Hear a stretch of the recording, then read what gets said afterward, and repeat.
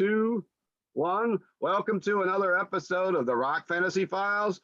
And this one's going to be hosted by a very special guest, Tony Dolan from VENOM Inc. And he's going to talk about the project that he's put together that's amazing and very exciting. It's Sabbatonero. And welcome to the show. We also have Chria Alo from Rock Fantasy Files and Sea of Tranquility going to help out with some questions. And Tony, why don't you get us up to date and fill us in on who else we have in the room today? Well, hi, everybody. It's nice to be back here. Thank you to Stephen, and I'm glad Chris could join us too. And I'd like to, obviously, you know who I am by now, but I'd like to introduce you to Mr. Ken Andrews from Obituary, the incredible band Obituary from Florida there.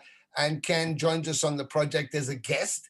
And we also have Mr. Marc Jackson, who is the drummer extraordinaire and a huge Black Sabbath fan.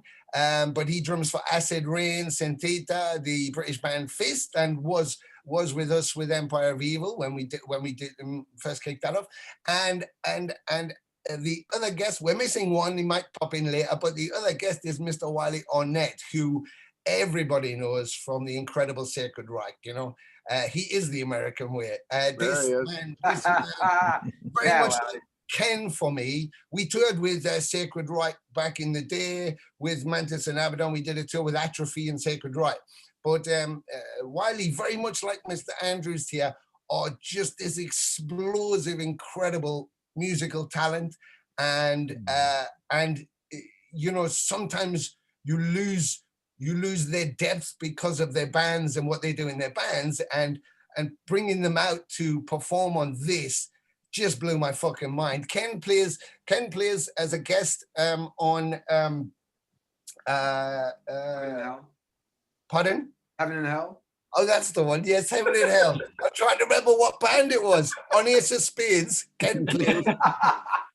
No, on Heaven and Hell, yeah. We have a guest singer called Tony Demolition, who is very old school, been around a long time, very famous in Bologna in Italy, and has an incredible vocal. And I thought, oh, wow, who can I get to play with that? Because it was about pitching artists with each other. And I asked Ken, he didn't have the time. He was working jobs and driving around and was like, I'll see if I can. But he did it, and on the fly did a fucking amazing job, and it's incredible. Marc, because he's a huge Sabbath fan, and Bill Ward was part of his coming through as a drummer, I had to get Marc to play something that was completely Bill Ward and epic. And so Marc plays on War Pigs, where I have James Rivera from Hellstar, Texas, singing the lead on War Pigs. And you know, I love James, and he has the most incredible vocal, but there's times within the song that I think I was almost going to call paramedics or like get a straight jacket, because I thought, fucking hell, where's he going? I mean, he loses his mind. He said to me, Tony, is it okay if I do it kind of my way? And I said, no, that's the whole point. Just do it your way. And I was like in the room listening to it going, holy shit. I mean, he needs a doctor. But what an incredible outcome it was. It really was. And of course, Wiley knows my co-producer, Francesco Conte, who worked with this with me. And we were looking for some more players. A couple I'd asked, like Gary Holt from Slayer Exodus. He was moving house, so he wasn't able to do. One Garcia from Body Count wanted to put one down, but he was launching his the Evil Dead album, and then were getting a Grammy. Wankers. But never mind, they got a Grammy. But and then I was thinking, all right, okay, I'll ask a few more. And then Fran said, what about Wiley? And I was like, do you think Wiley would do it? So he was like, well, I'll ask him. So he asked him. Wiley went, oh, I'd love to. And he came in. And man, he plays on Hole in the Sky, and it is fucking outrageously cool. Fucking killer. And that's how we've got so far. As our guest. If he joins, we may have Rasmus Andersen, who sings a Symptom of the Universe, where Marty Friedman is the guest playing the solo. Nice. But he may not join us because he's Scandinavian, he lives in England, and he doesn't have a watch. So. That's awesome. I'll go to Ken first because, of course, getting the files through from Ken was a bit back and forward. Oh man, the whole thing was I was very nervous with the whole thing. You know, first of all, you hit me up. It was like right after my birthday, and I'm laying in bed, and I had this construction job coming up, but I wasn't sure that I was gonna have to leave. So I look at my messages, and you know, it's in the morning here, and you hit me up, and you're like, hey, happy birthday. I hope it was cool. And I was like, yeah, it was great. Trying to recover, you know, and you're like, hey, well, listen, I've got a project going on. I wonder if you'd like to do a solo on it. I was like thinking, well, I haven't got called for this job. Hell yeah, I'll do it, of course. And I was thinking, I said, just send me the file, you know, and then I'll, well, as soon as I said yes, I got the call to go. I had to drive to Tennessee for a construction job. Yes. I'm like, son of a bitch. And then so I get there and I see that I got the file, and I thought it was Tony, you know, some original stuff. Blah, blah. I was like, cool, man, I can throw on. And he sends me Heaven and Hell. I'm like, oh no. I started freaking out. I'm like, this is like the ultimate classic song here, man. He wants me to do it. And so remember I hit you up. I'm like, yeah, you want me to do a solo on this? And oh man, I was like freaking out. But I brought all my stuff with me to record, and I was in like a log cabin in Tennessee in the woods, you know. And so cool. when it came, I just listened to it over and over. And I listened to the original, and I tried to, you know, I asked also, you know, do I keep it the same or can I do whatever? And he's like, you know, do whatever you want. And then, of course, I've heard the song a million times through my life, but I didn't really tune into it. And after the 10th time, I was like, holy shit, there's a lot of playing I have to do here. You know what I mean? I gotta create a lot of shit here. So the first half of this stuff is I try to keep it pretty much the same. And I listen to his and I listen to the original, and then I played along to it, and then I kind of let loose. Once you hear the whammy bar dive, then it's on. But that was exactly the beauty of it, Ken, and it was about, because it, you know, what I was trying to do, Chris and Steve, was with the whole project was, you know, to show the influence Sabbath had. You know, you have, you know, Ken plays in a death metal band, you know, Marc's in a kind of British thrash and new wave bands, and Wiley's in American thrash. So, you know, and I guess, you know, we're kind of verging on original black metal or whatever you want to say, heavy metal or whatever. But that was the idea, to go, you know, they touched everybody as a musician in some way, right? And you may ended up in a totally different place, but they helped you to get there. So I didn't want you to take your identity away, and that's why it was so beautiful. The same as like what Wiley's done in that.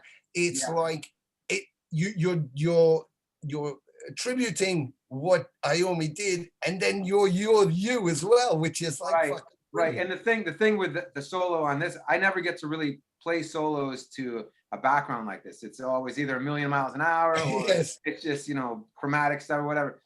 This I really had to think, you know, like all right, I got to do something melodic here. I can't just jump on the whammy bar and, you know. And then, you know, again, it was another one of those things that even I found myself, because I got to play all the bass on there, on everything. Yeah. And, you know, and I thought, well, you know, I'm a big Sabbath fan, and I love geezers playing. And then you go, let's pick these songs. And then I started playing the first one. I was like, fucking hell, this is not as easy as I thought it was. Exactly. There's a groove that goes on. And I think that's what I personally, and I think for the fans of all of you guys and your bands, what you'll see is the deeper aspect of you as musicians. Absolutely. Yeah.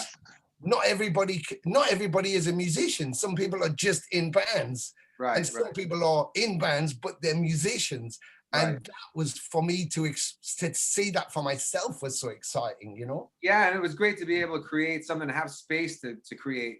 You know, in Obituary, it's wham, bam, get the fuck out, you know, do a solo, jump out, because everybody wants to hear John, you know? So it's like just get to it, you know? And this, I definitely had a lot of room. So it was cool to be able to create some stuff and push myself a little bit, because like I said, I don't normally play hardly that way at all, you know? Except it's reminding you of your musicianship in a way. Not to say that you're not using your skills anywhere. Right.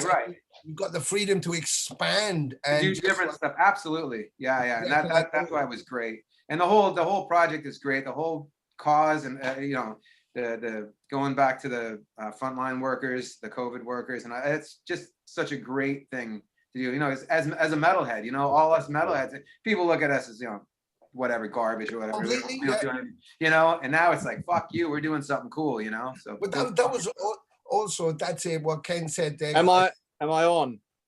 Ah, Raz, it's You're on. Yes, you're All on. right. Fuck me. Sorry. I mean, these time zones, they keep messing me up, man. I thought I had it at 8 o'clock in my Go diary. in So again, sorry. Rasmus. The second goddamn time. Somebody give me the time zones. Yeah. Brilliant. Anyway, sorry. Apologies for being late, everyone. This is Rasmus Andersen, of course, vocalist with Diamond Head. all And, right, how Right, you doing? You got Ken Andrews there, of course, from Obituary. Stephen and Chris Alo, of course, are here. Marc Jackson, as you know, from Hi. Acid Rain and Fist and stuff. And Mr. Wiley Arnett from Sacred Right, too. Welcome to the party. Meet everyone. Welcome. So we just talking about the project, letting them know what's going on. I was just going through everybody one at a time just to get their feedback and anything else you wanted to say. But yeah, I was just saying the project to Steve and to Chris in particular and the people watching, the idea of the project was that you know, Italy had been hit so hard with this pandemic, which we thought was only going to be for a couple of weeks. Yeah. And I lost some friends in Italy, and a lot of friends were really having a hard time. And we started the project over a year ago. We did Hole in the Sky as some online fun, like everybody's been doing. And I just had so much fun. I said, why don't we do another one? We did another one. And it was like, oh, maybe we should get a guest to play a solo or sing it. And then I went, why don't we do more and get everybody involved? And it was twofold. Obviously, it's for frontline workers. All the proceeds go to them. Everybody gave their time and their fantastic skills and their arts free. Every company involved have managed to just donate for us. So costs of production and covers will be done. I've just seen this week, guys, by the way, the Night of the Vinyl Dead is done, and it'll blow your fucking mind. Oh, I want one. We've even got a 7-inch single in there with the vertical label. I mean, it'll blow your mind. It's amazing. And also the CD Digipack version. And today I've just done, we're going to put it out on cassette, special colored cassette. Nice. So Wow. limited run on that. So totally old school. But And it was also, when it's ready to come out, where are we going to be able to purchase this at? well, right now you can pre-order the Digipacks at Time to Kill Records for Europe, and rockabilia.com, which is my merch company up there in Minneapolis. They're going to be next week. They'll be putting up their live link so you can pre-order the US Digipack. And the thing with the vinyls, we've done them in 3 colors. So they're the tricolor for Italy. So you can buy the Italian version, Nuclear Blast, Europe and USA, they'll have a colored version, a green version.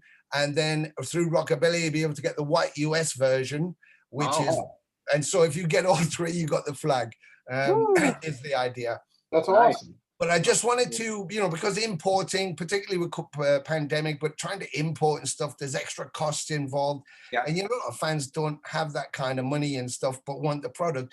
So I thought if I could bring it to your door and give it to you as close as I could, then, you know, you don't have to do too much and you get something really cool. This is, I can't say enough that this is incredible on so many levels because you have so many various artists and their levels and where they're at and what they're doing, and you put it all together to play a Sabbath and you go, wow, fucking hell, it's like an explosion in your garden, you know. So many colors, so much richness is in there. But yeah, and also, you know, an important point was to go international. I have a lot of very well-known Italians on there.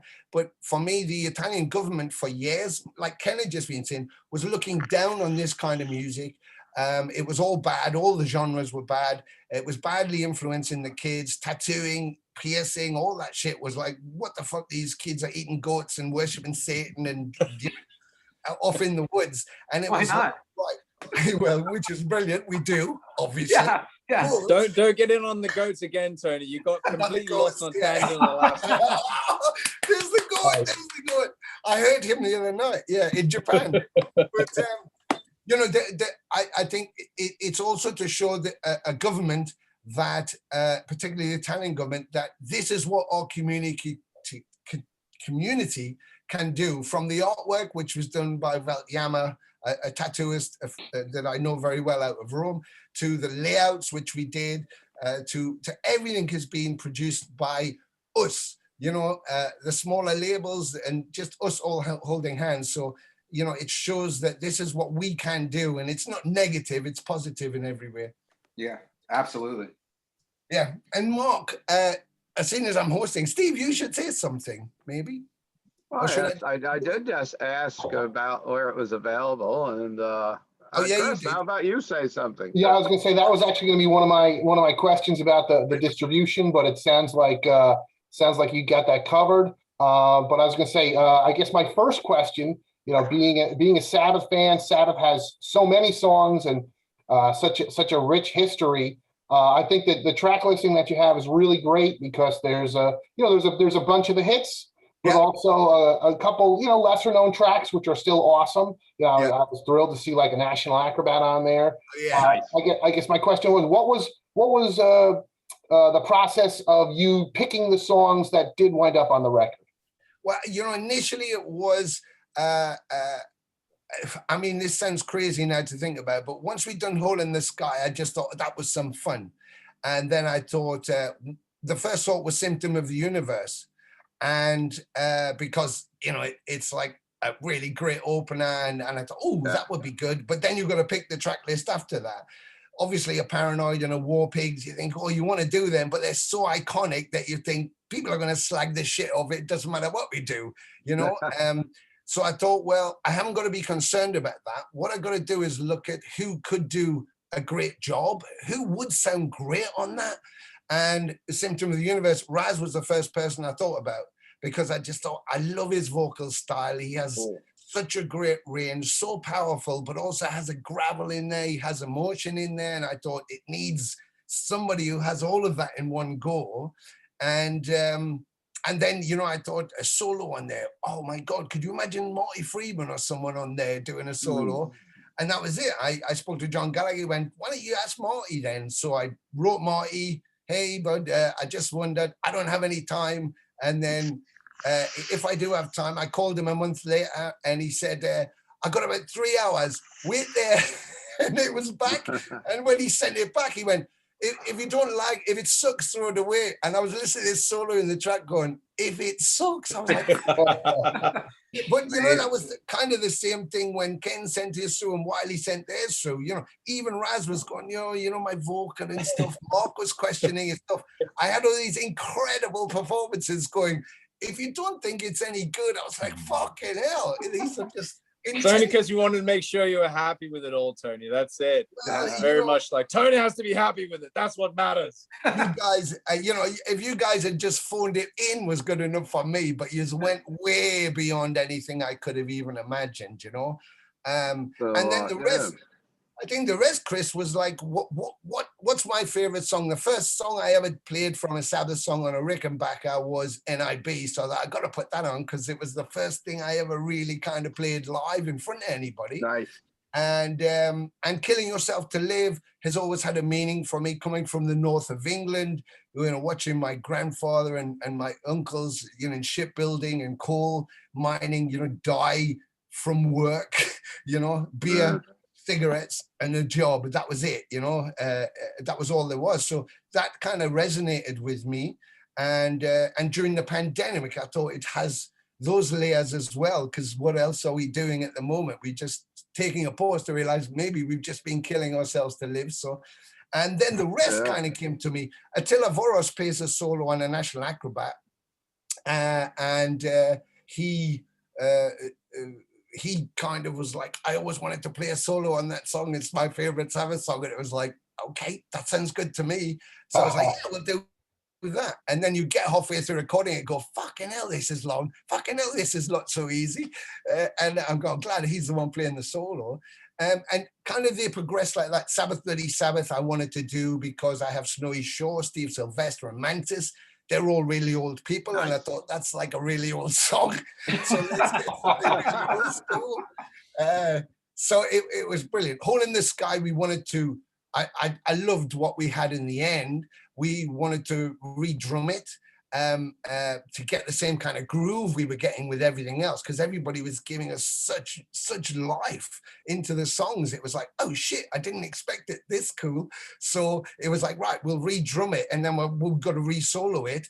And that's why we went to Wiley, who said, yeah, sure. And fucking hell, I mean, it's on fire. It's just changed the whole depth of the song having him on there as well. So, you know, and I had to put War Pigs on because I had to get Marc on there. I thought I could give him Children of the Grave or something, you know, Paranoid or something, but it's like, but I know how he plays, how expressive he is and how detailed he is with his feelings. So to give him something as epic as War Pigs, initially you're like shitting yourself. And then he turns it in, you go, oh shit, this works. Yep, this is it. Because I think with all of the Sabbath thing, it's about, you know, everybody can do Paranoid or you know, do Iron Man or shit like that. But I tried to pick songs that had so much difference and then find artists who could interpret those songs slightly their way. Like on Paranoid, I have Fleggias from the Italian band Necrodeath. They're a Black Death thrash band from Italy, and he really does it in his particular way, much like Steve Sylvester from Death SS did Sabbath Bloody Sabbath. But then that gives it another kind of gravitas as well, gives it another dimension. You re-listen to the song in a very different way. And I hope that those selections are a nice mixed bag, that the artists we picked give such different color to it, and that people who like Sabbath can find something more interesting and maybe discover aspects of the song they hadn't heard before, and that young people who maybe hadn't, you know, maybe follow Sacred Reich and Diamond Head and Acid Rain and of course Obituary and all the other bands, you know, maybe they come to it because of those artists and then go, oh fuck, this sounds really cool, and then they get a bit of old school down their throat, rammed down their throat. They get a bit of old school rammed down their throat. So how many? What is it? How many tracks exactly are on the album? Just for our viewers, it's like 460. It feels like. So there's going to be multiple editions of Sabbatonero. There's going to be first edition, second edition, third edition. I mean, it would be, you know, that's the amazing thing, that once now we've done it, and the end product everybody's going to love. It looks so amazing, but it sounds so amazing, and I just think you actually think what you could do more now. And lots of artists, you know, like Des Farah from Devil Driver and Gary and Jeff Becerra from Possessed, and, you know, one again, Ice-T maybe, you know, get people, you know, you could do more songs, you know. Positively, you know, the possibilities are endless there. With a band like Sabbath, as Chris would definitely underline, and Marc I know absolutely too, is you know, you could go on forever because there's such a catalogue of amazing work. But absolutely. Can I just ask Wiley, how did you feel about doing what you did? Oh, it was amazing. I was thanks again for including me. Francesco reached out and told me it was Hole in the Sky, and I'm like, wow, it's like the one song I didn't cover growing up in metal. Exactly, yeah. which was awesome. And I have a Viper LTD guitar. I don't play much, but it looks a lot like an SG. And I thought, I'm going to get that out, challenge myself to not grab a whammy bar, which I love to do. I was listening to Ken, and I was like, I know the feeling. And by the way, Ken, that was amazing. And I would have been shaking in my boots if they offered that song to me, because there's a lot of guitar work in there. Oh, I know. I didn't realize it. I was like, oh my God, what the fuck am I going to do? There's a lot. And you killed it. That was awesome. Well, man. You as well. Thank you, buddy. But I had a blast. It was great timing. You know, we've all been down. So it was an opportunity to be creative and have some fun, get out of my normal lane.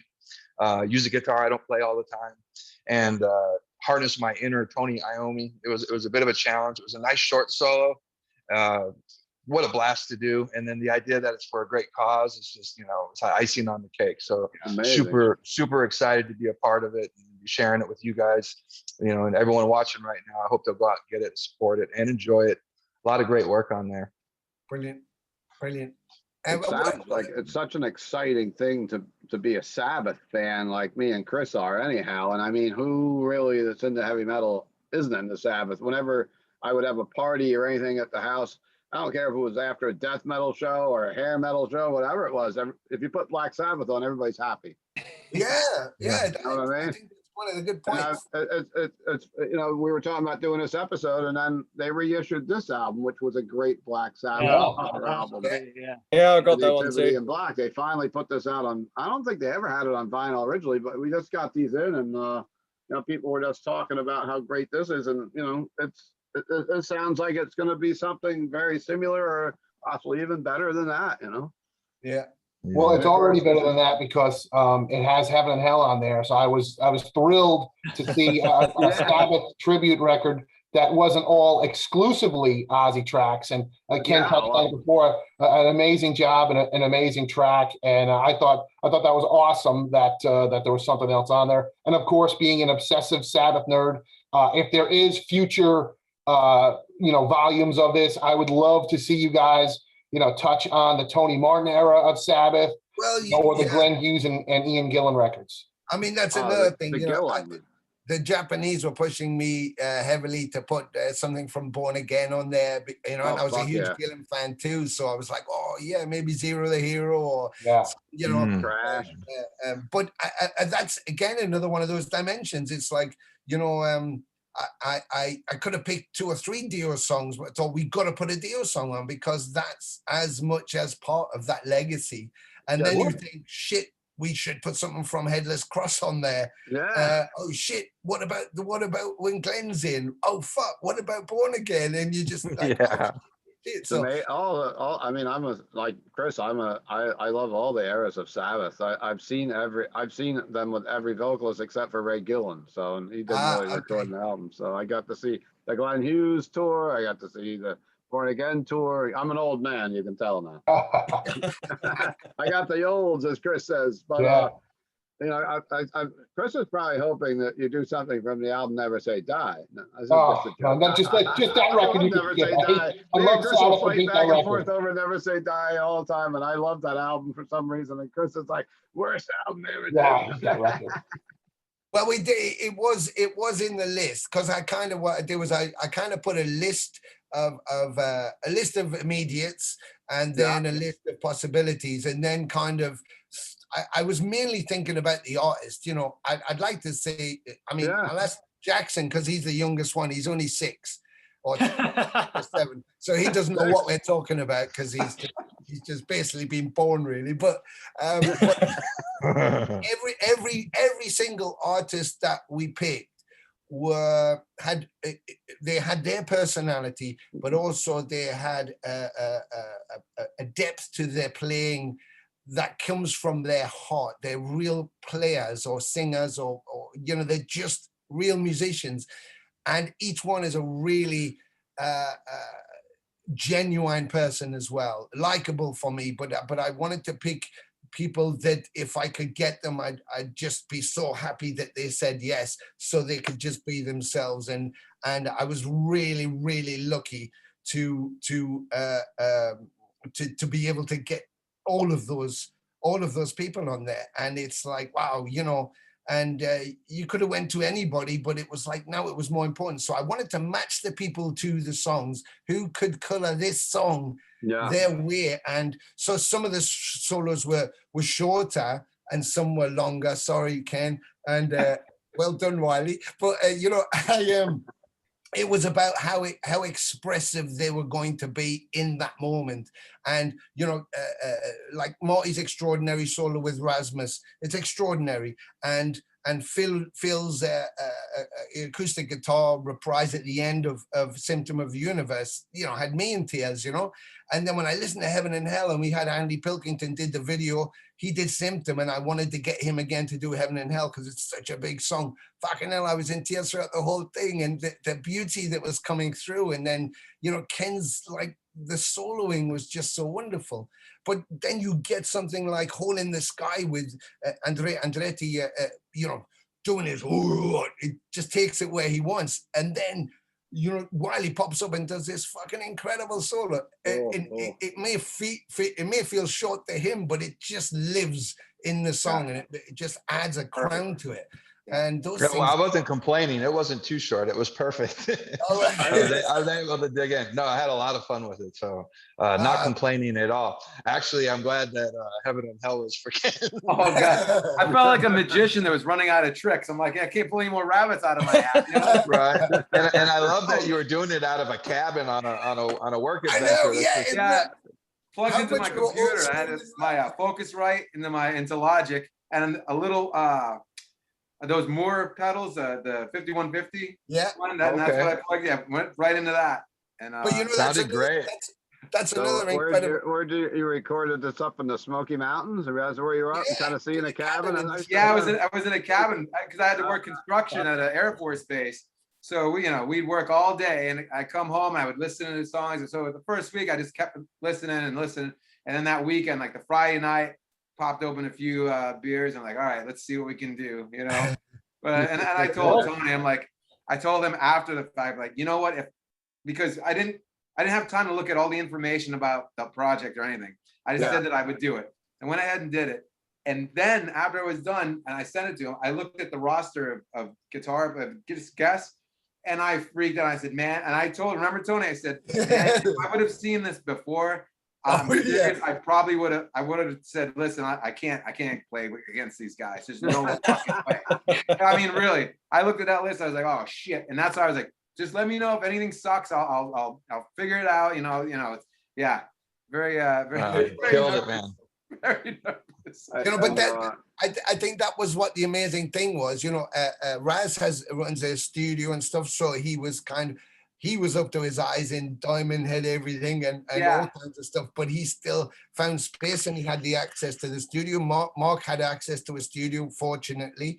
But there's even one of the singers on here, I won't say who, said to me, oh fuck, it said, yeah, I'd love to, yeah, brilliant, did the thing, and then afterwards looked into like Ken's the roster, I went, oh shit. Well, if it's no good, just like that. And I was like, no, it's brilliant. It's brilliant. It sounds great. Don't worry about it. And they went, but I did it in my wardrobe because they couldn't get to the studio. So they said, I just opened the doors to my wardrobe and went, fuck it, this will have to do. Nothing wrong with that. No, it's not the first time a fucking record has been cut in a wardrobe, so it's fine. But it works. If you listen to the piece, you'll never know who it is. And the amazing thing is that I was like, no, that's what I want to get at. You just do it how you can do it, because that's doing it. The first Sabbath album, as Crystal knows, of course, the first Black Sabbath album was done in 8 fucking hours. In 8 hours. It's like, and that's why it's so much atmosphere, why it's so amazing, because it just happened. And you guys know that when you record yourselves, you want to capture whatever that moment is, you want to capture it. And every single one of you did exactly that. When I was preparing for the solo, I went through it 4 times, and I thought, well, I'll listen and I'll pick and choose the best parts of my spontaneous ideas. I'll stitch something together, and I'll do a 5th one. After listening back, I went with the first one, and then I just did a little punch on the end where I didn't come out nice. But so it was just a spontaneous thing. And I was thinking about it. I was sitting here I am in Scottsdale playing through the amp, with a mic up on it. It was just a real organic in my house. I think I was wearing pajamas. And it occurred to me that this was going on across the on every continent. There were people finding their isolation booths, in their closet, their wardrobe closet. Every home comes equipped with a couple of isolation booths if you just learn to look at them. Right. And it's part of, I think, the magic that you've stitched together here is how these performances are coming from all over the place and then gelling in to the record.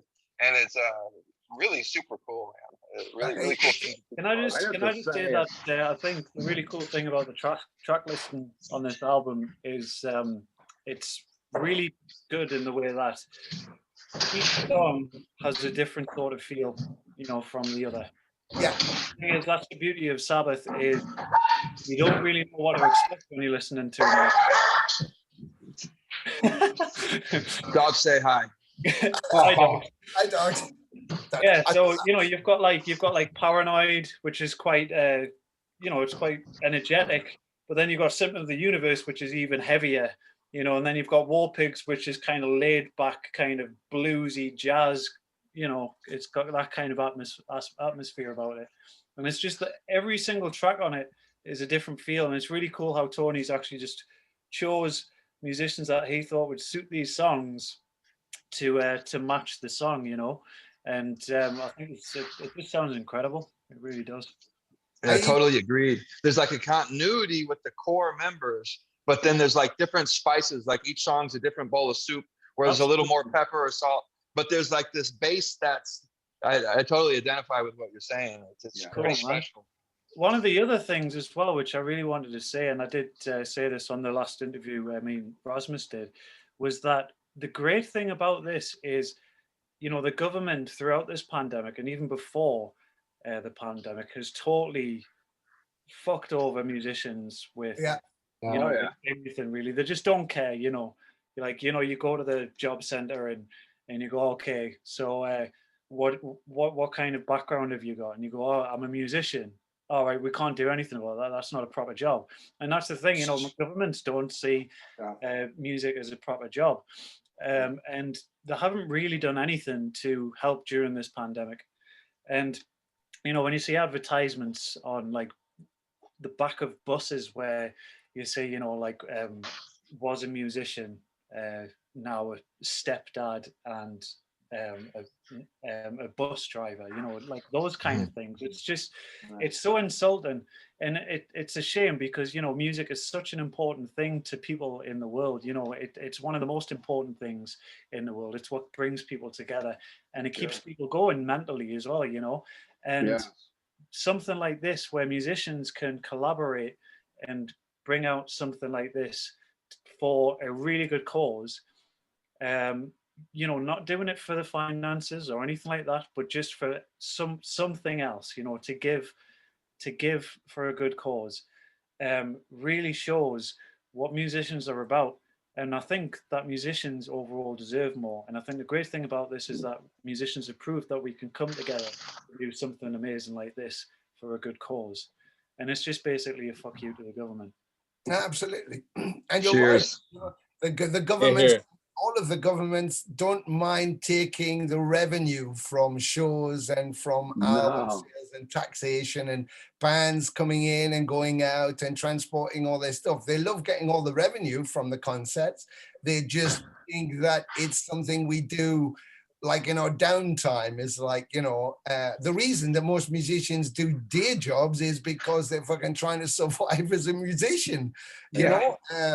So a little bit, I mean, there's some very good things happening now. Metal Merger in the UK is supporting technicians and stuff, raising funds for that. And PPL and collection agencies have been donating to that. Like PPL gave 100 grand to it, and you know, PRS, MCPS have donated to that. CCAM and you know, in the US, the MU, they're trying to help as well. But at the end of the day, you're right, Marc, it's almost like it was cool to say, you know, you could work at a superstore or a Walmart. That was like a kind of job, or if you were a doctor or a nurse, or obviously front line. And if you were like an electrician or a plumber, but when it came down to like the arts, it's like, well, I'm an actor. It's like, yeah, all right. Well, why don't you just get a job like working? Oh yeah, that's you know. Well, if you're a musician, if you look at, take it even further, Tony, and just consider that in the UK, the government don't even appreciate the people that are literally saving everyone's lives. They have no fucks. They would rather give themselves a pay rise because, oh, they worked really fucking hard. Well, the people that have been intubating and burying people and keeping people alive through all of this, they're spitting on them. It is absolutely disgusting how people are being put into these boxes of value. And I don't know everything that's going around everywhere else, but like Marc said, here in the UK, fuck me, this country is ass backwards when it comes to valuing people. It is. I've seen other situations like it, but it really blows my mind here how they just don't get it.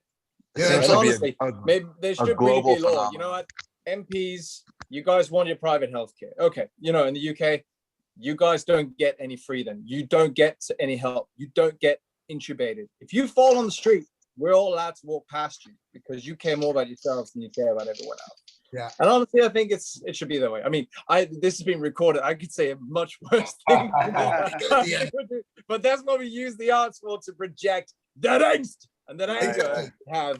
And again, even underlying that, the foundation that I set with is kind of being struck gently by the Italian government, but it's gone straight to the main hospital foundation in the administration. It goes straight to them, straight to the hospital, who've already got a fund set up that all of the COVID workers and people affected by COVID are getting funded from. Okay, you could say that their government doesn't have the money to do that, or they can't borrow from the EU, which is all over the place. But it means that we've gone directly to that, and we're putting into that directly from us to the people who actually need it. Good. And you talk about music being universal, Marc.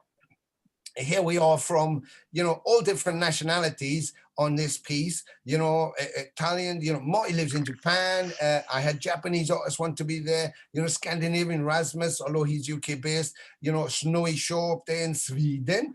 And, you got the Brazilian girls, Poland with Maximilian Krzyzaniak. You got, Mantis is in Portugal, although he pretends he's still British, but he's not really. He's not. And, you got, Wiley and James Murphy and Ken, from different parts of the USA as well, so it is completely universal. And we could have expanded to a quadruple album and got even more of the world involved. Oh, yeah, you could make this into a triple album, I think, very easily. This is sounding more and more like volume 1. I think so, This is volume 1, not volume 4, yes. But I have to give you credit, Tony, of being creative in this downtime and doing a project like this, because some people just are sitting, being very depressed. And this is something that you're doing that's positive, and it's positive for the fans. Positive for the musicians, and it's just a positive thing related in heavy metal and music in general. And I have some very good friends that are front care workers here, and I'm sure they're going to appreciate this also.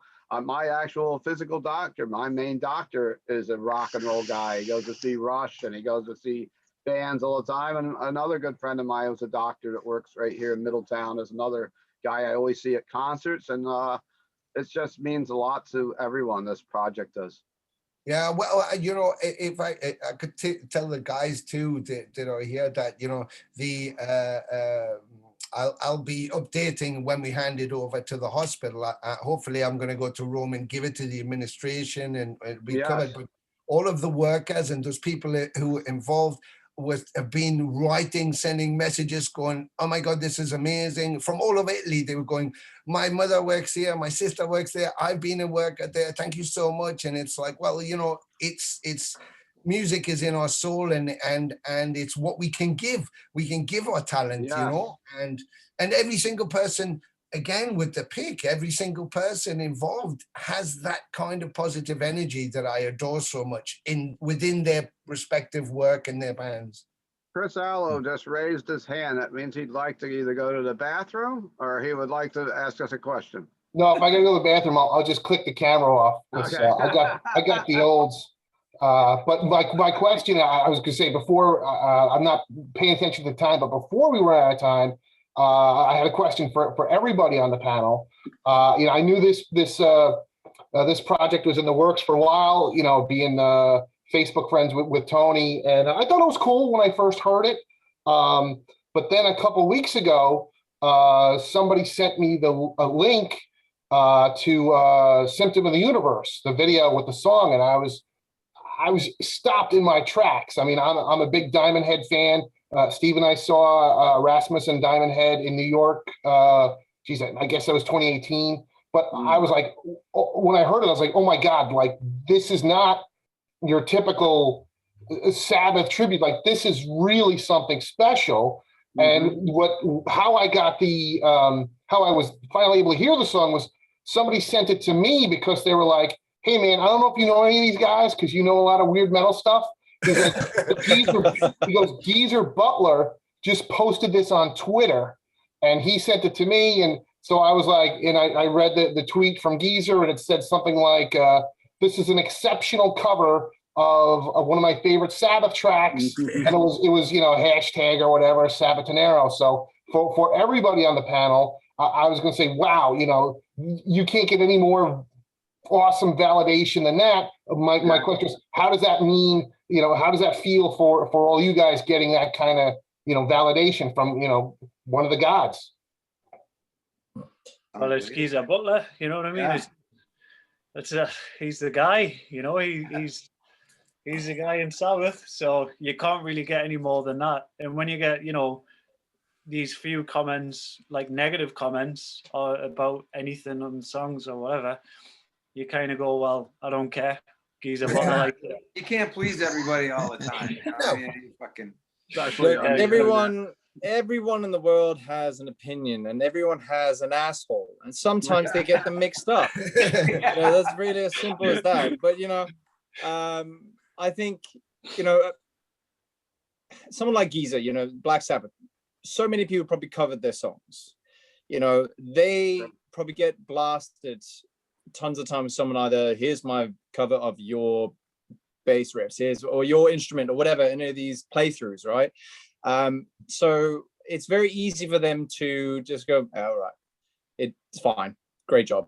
But when they do take their time, and in this sense, you know, it's really sincere. Yeah. And like, you know, we talked about it, me and Tony, it's like Geezer's stamp of approval trumps everything else, like Marc just said. Yeah. It's just the definition that the person who was part of the team or part of the band that wrote that song, if they say this is exceptional, you know, that is a big thumbs up. It's not just saying great job, you did great. It's really saying something. And I think that just defies any other critique, whether it be negative or maybe positive, etc. You know, but you know, he's the man. He's the man who's gonna fucking say it, right? Rasmus, by the way, I just wanted to say you sounded incredible on Symptom of the Universe.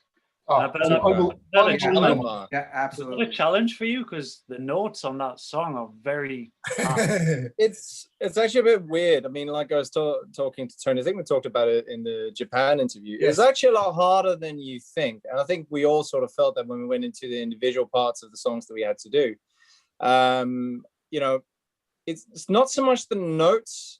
I think honestly, and this is why I'll be honest, I was never happy with my performance. So thank you, Marc. And Tony knows that. He keeps saying that. I keep saying that, but it was sort of trying to find the time in between doing the Lights of the Nations re-recording for 2020, and I was probably absolutely knackered by the time I was laying the pipes into it.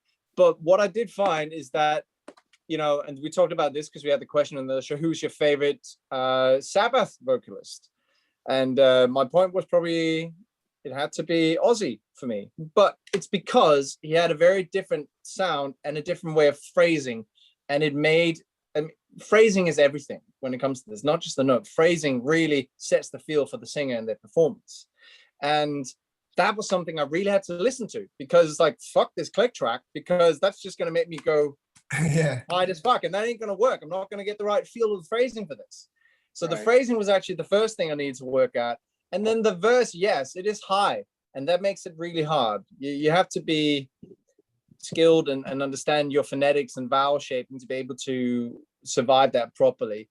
And yeah, it was a challenge. I'll completely straight up say that. It wasn't as hard as fucking singing what the fuck was the Judas Priest cover? It's Sinner. That was a fucking bitch to do. That still trumps most of the songs I've ever had to cover.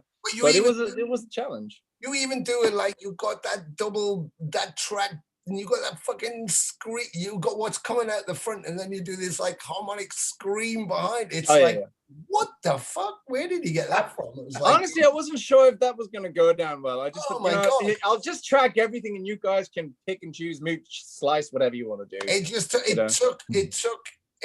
took it to somewhere else, like another level, and you know, putting it together, mixing it was like, what the fuck? And when we just sat back, cranked it, you know, with the low end and just let the thing breathe, was like, oh my God, it was like, this is phenomenal. This is so beautiful, you know? Yeah. And I think that was it at the end. Again, like Ken was saying, or Raz just said as well, you know, you realize how You think, oh, well, it's pretty straightforward, you know, because you do that. Even playing Paranoid, you know, and we've all done that in rehearsals and stuff as like kids, you know, one of those songs you do, Doctor, Paranoid, Help, you know, Breaking the Law. But then all of a sudden, you start to play it and realize that they've got their individual grooves going on. Oh, there are little nuances too, little things like that, yeah. Yeah, and it doesn't follow any kind of, you know, like Geezer follows Bill, but does his own thing on that. Tony follows Bill and Geezer, but does his own thing on that. And then you got Ozzy, who would just move in and out with this like weird kind of vocal style. And you're like, oh, none of this is constructed in any kind of real format. It just happens. And I think that was it. I didn't play any of the guys, anybody else's stuff. I didn't even play them their stuff other than what they got to record on and when they were finished, because I didn't want them to have any other influence than just feel it for themselves, lay down how they felt. And when they were happy and I got it back, that was it. That was good enough for me because they were happy. And so they felt that what they were sending was their moment. And that's what I wanted, their moment, their personality. And, you know, just laying things in on top of what we built on the bass. I mean, it was my hairs and my arm are standing up right now. That's how cool it was. And it still is. It still is. Yeah. I think what you also found is everyone who was part of this project were all probably very respectful of this. Don't fuck this up. You're messing with royalty here. So you better pull your shit together and do the work, right? Yeah. So I think out of that, not just because we wanted to do it for a great cause, and I think everybody wanted to I want to make sure I do this right. Not only because this is something that's Black Sabbath, that's touching royalty, and you better do your job right, but it's also because you want this to work. You want people to like it. You want people to buy it so it works, and there will be that money coming through for the charity. Yeah. But definitely, I think having the weight of Sabbath above you to sort of go fucking do this right, do it right, or we will crush you. You know, I think that was it. Or maybe everyone was imagining Tony sort of being like, "I'm crushing it." I don't know. But was I the only one that Tony threatened with bodily violence? Was that I think so.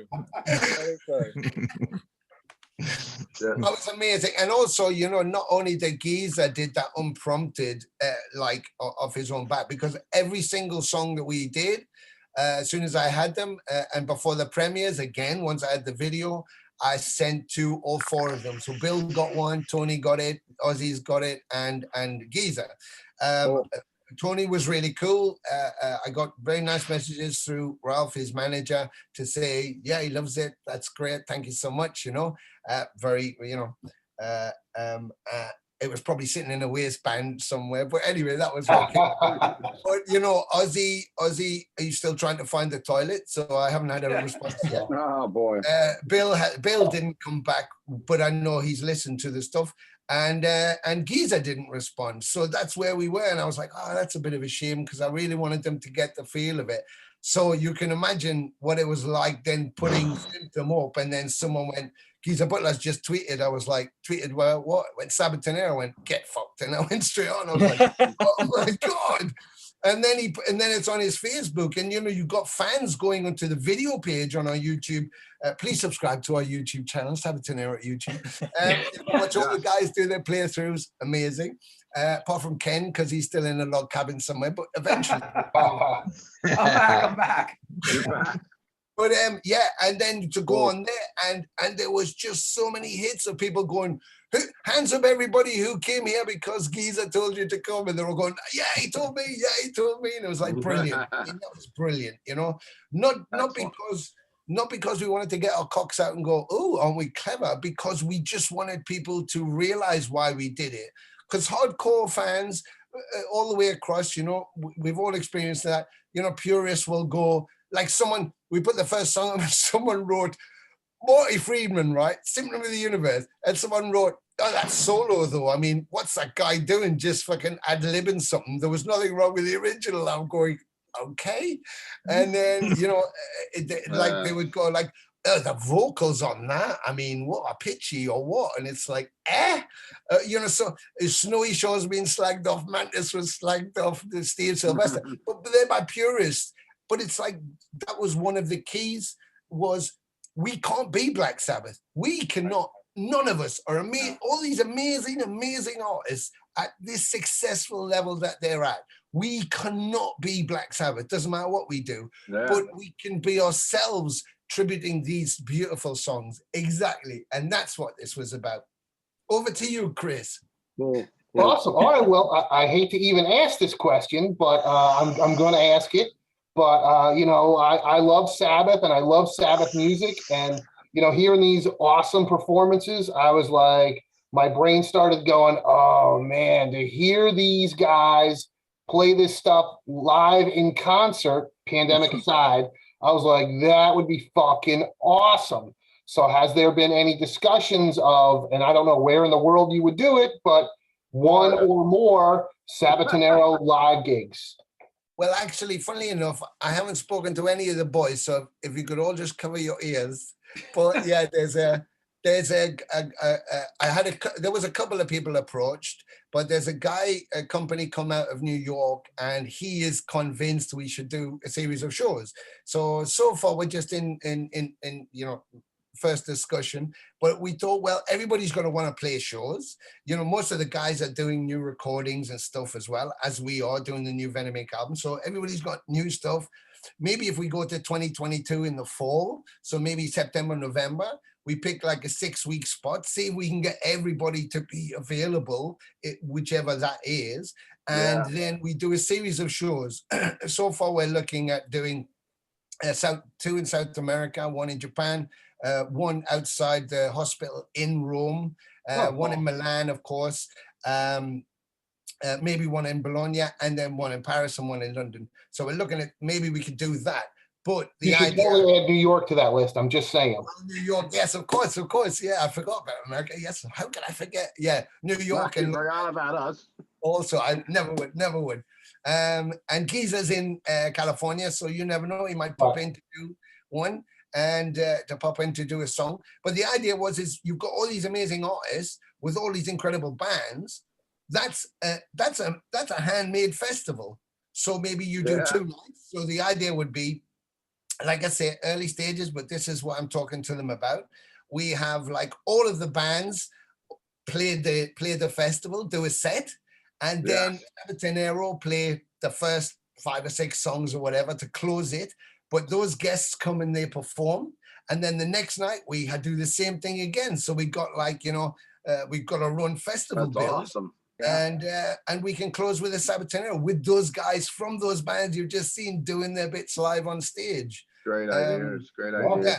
We thought if we do that, the first night we close with Heaven and Hell, and obviously extend the solo part. Absolutely.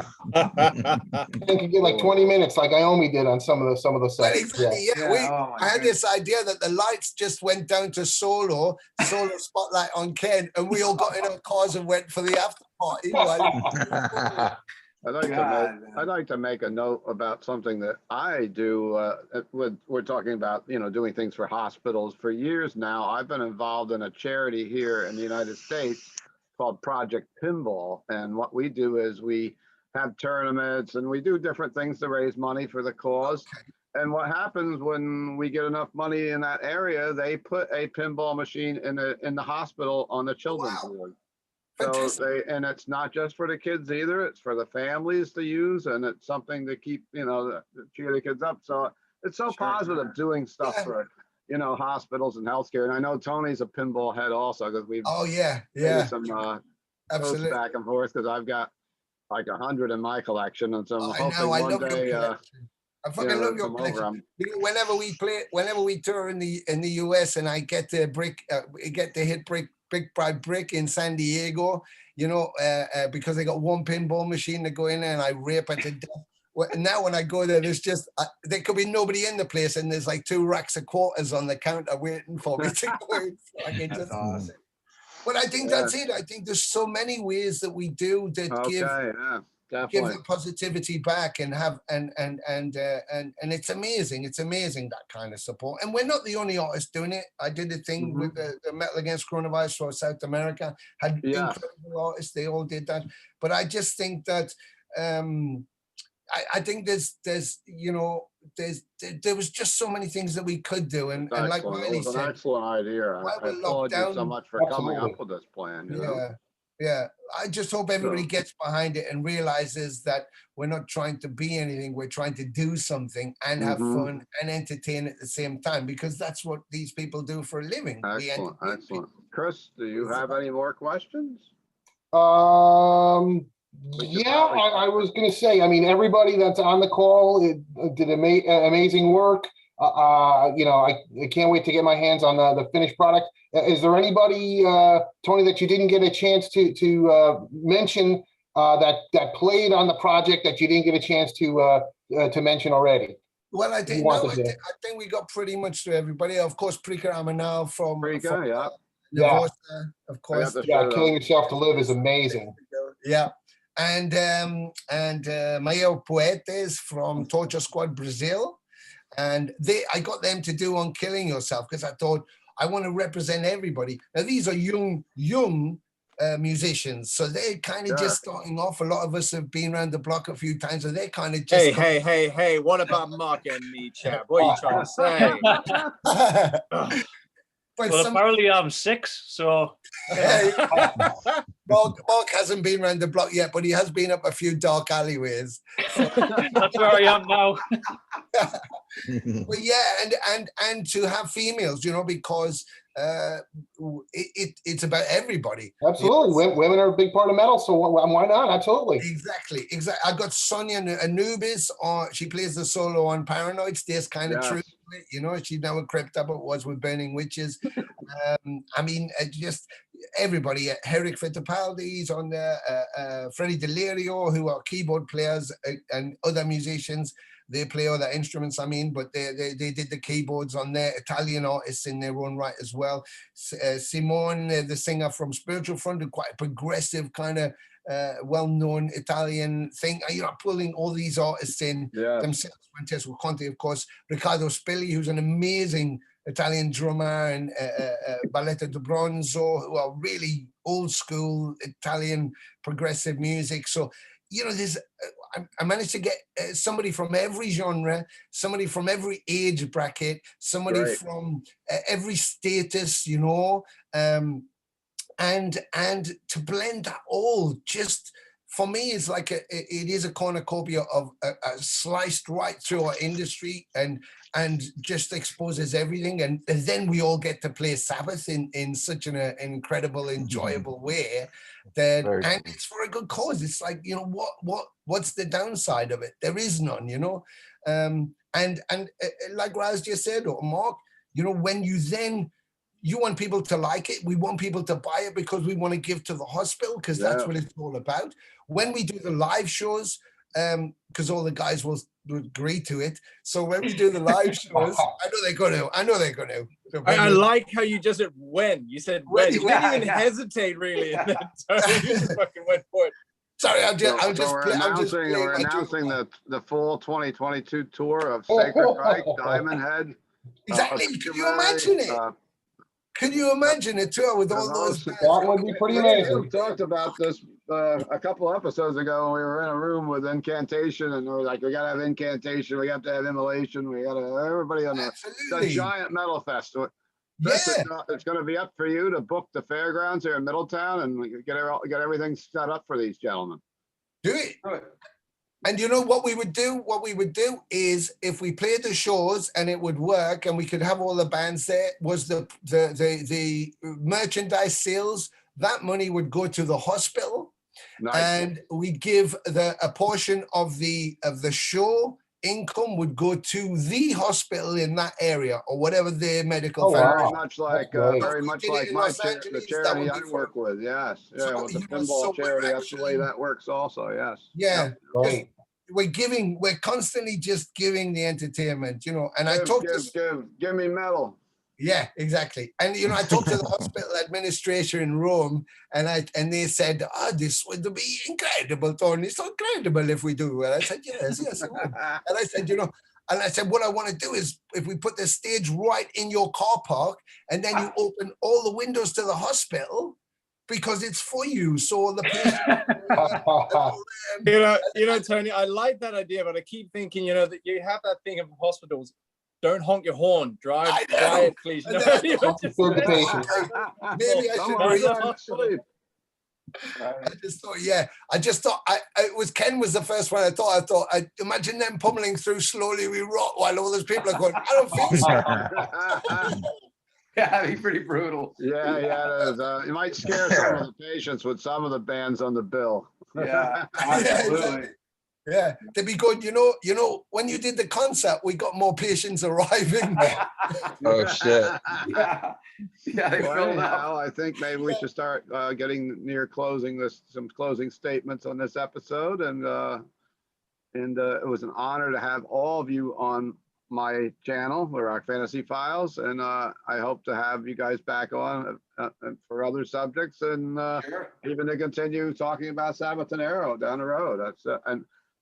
When was the actual? I don't know. Did we mention when was the actual release date of the album? Well, we got. I mean, you can pre-order now. Pre-order, okay.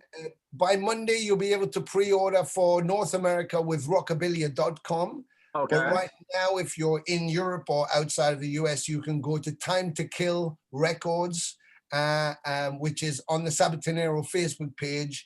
And it's a live link to the Big Cartel, so you can pre-order the vinyl and the digipack there. But we're looking about the 20th of June to actually have product because of the pandemic. You know, pressing has been a bit slow. So that's on my birthday. Hey! All right. That's why I picked it. That's why you did it, Tony. I know. That's exactly why whatever happens, You'll be 7? Whatever happens. I'll be 7.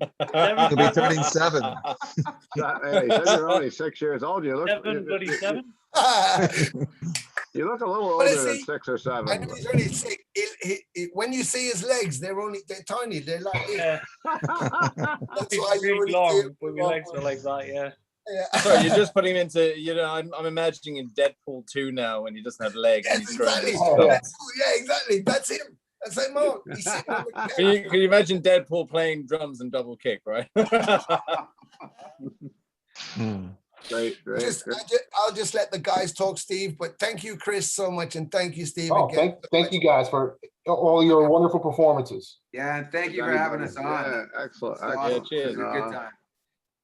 Really enjoyed hanging out with everybody. What's going on? Maybe we'll just ask some of the bands what's going on in their camps quickly. That's a great idea. What their current project is, their main band. Obituary, you guys just do the live streams, or are they still coming up, or that just happened?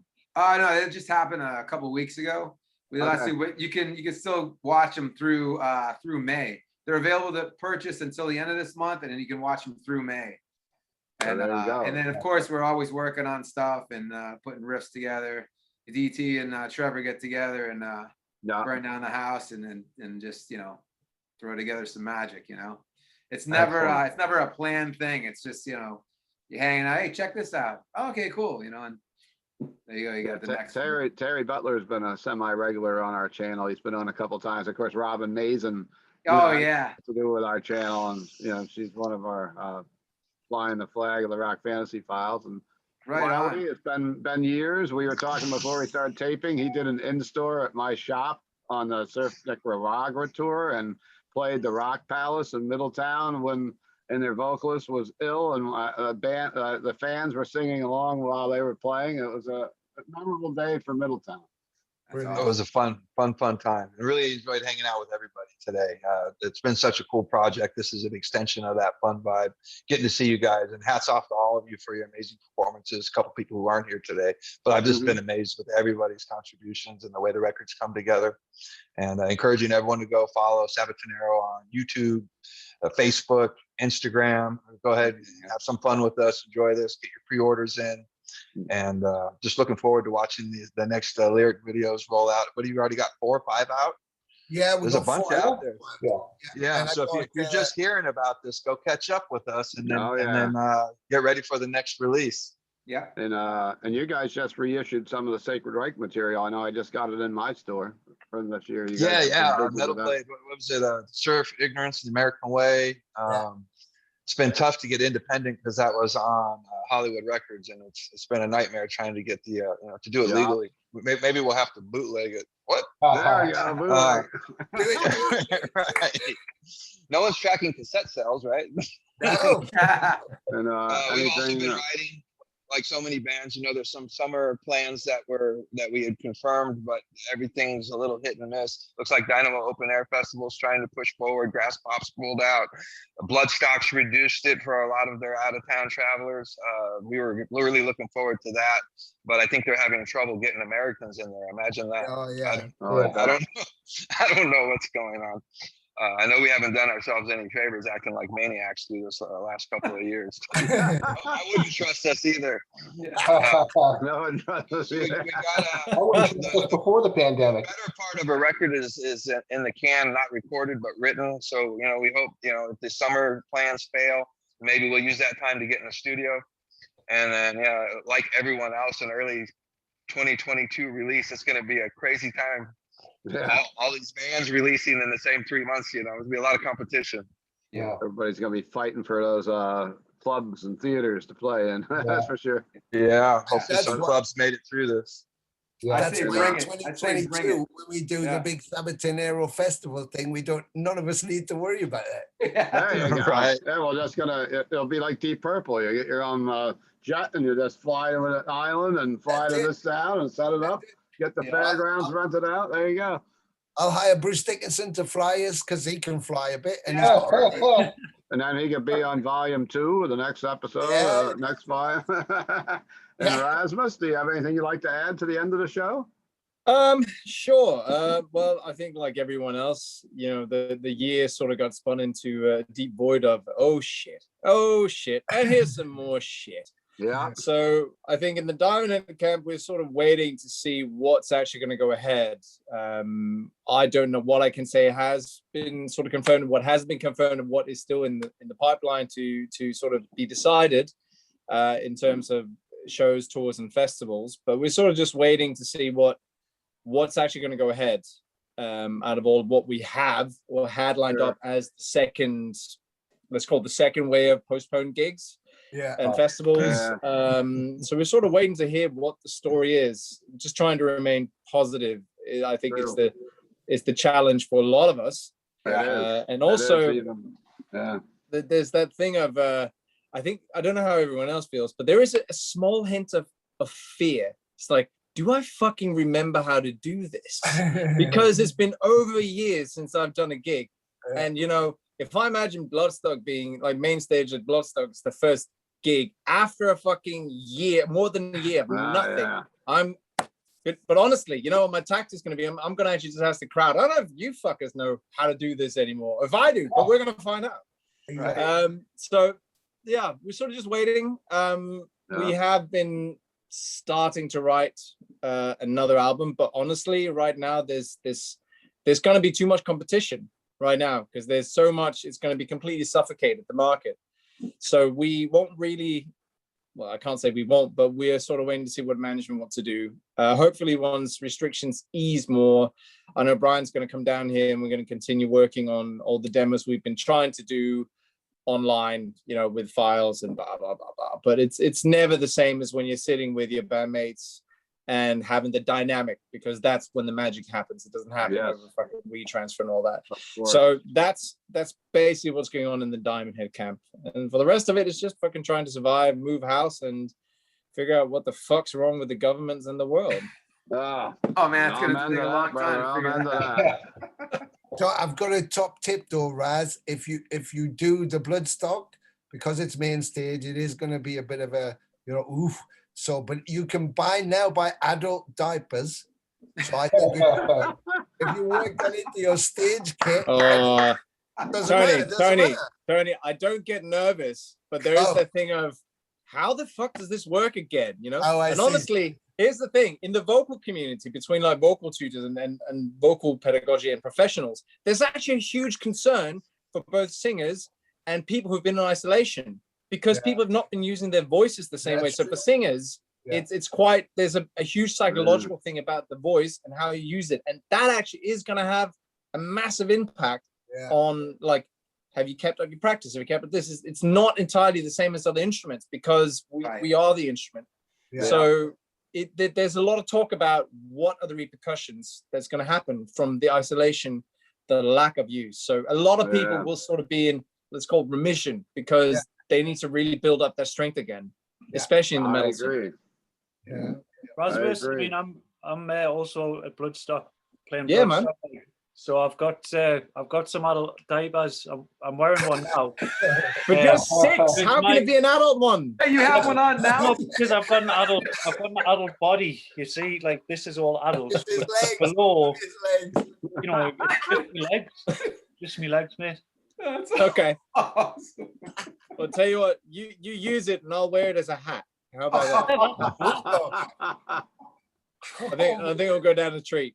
Yeah, gotta get a photo of that, mate. Definitely. Yeah, Marc, do you want to add anything to the end of the episode here before we run off? I mean, it's pretty the same as what Rasmus said. You know, we're playing Bloodstock. As we're playing Bloodstock. Not really much going on writing wise because we had just been in the middle of the Age of Entitlement album tour, which kind of got postponed for the second part because of the pandemic. So we've still got to kind of promote that album, which is going to be a bit strange, you know, after it's been out for a year or so now. So it's a bit strange. But it's the same for us on that. Yeah, it's weird. It's really, really weird. Yeah. So yeah, I mean, I don't really know what to expect from the shows. I just hope that people have learned to appreciate music for what it is rather than take advantage of it, because a lot of people do that. And I hope people do go to the shows, and I hope that they realize that music is a huge part of their lives, and they, you know, actually support music as a whole, not just as something you can get for free. You know, that's what I hope. I don't think Boris is going to be at Bloodstock, but let's hope that the people who love music will realize that, you know, you miss what you don't have when you don't have it. If he's there, I'll give him one of my adult divers. You know what? He would look good in it as a hat. I'm just saying. It would cover up that haystack of a hairdo he's got. You know? Totally. Well, I'd like to thank everyone for coming on this, and of course Tony for being a big supporter of the channel and helping us out. And please go to any of the websites of all these bands that we're representing today and go buy something, man. Buy a shirt, buy a record, buy something. Keep some money flowing for you know, like we said, someone was mentioning earlier, music is all we got right now. I mean, a lot of the thing, music is what keeps us going and in the dark times we're living in. And you know, I've been blessed to have started this channel. I would never have started this channel if I didn't have the pandemic. I would have just been running a record shop and going to shows. And this is something that I've hopefully made some lifelong friends from doing this episode, doing this show, not this episode. And of course, Tony and would have never done Sabbatonero probably if it wasn't for this either. You know, true. That's exactly. You know, it's just things, some positives you can make out of really shitty times. Absolutely, definitely. And I guess we've got a few episodes you can look for on the channel coming up. Yesterday, we interviewed Ricky Rackman from the Headbangers Ball, and he has got a new thing on Gimme Metal TV app. It's called The Ball, and he does that on Saturday nights at 9 o'clock. And I interviewed Hans von Dahl along with Robin Mason from Sabaton, the drummer, and we're talking about what's going on in the Sabaton camp. We just did panels on Immortal with Mia Wallace. We did a Merciful Fate panel, and we did a Ghost panel this week talking about our favorite Ghost songs. And we have Impaler coming on the channel this week. If anybody remembers the 80s metal band out of Minnesota, Impaler, are going to be doing an episode with us. And please subscribe to the channels of all these bands. Subscribe to my channel. Hit like. Put up your favorite Sabbath tunes and Sabbath ideas in the comments, and we hope to see you all soon again. Tony, you want to take us out? You're the center square. I just want to thank every artist involved here, but to thank Chris for his kindness and his generosity. Thank you guys.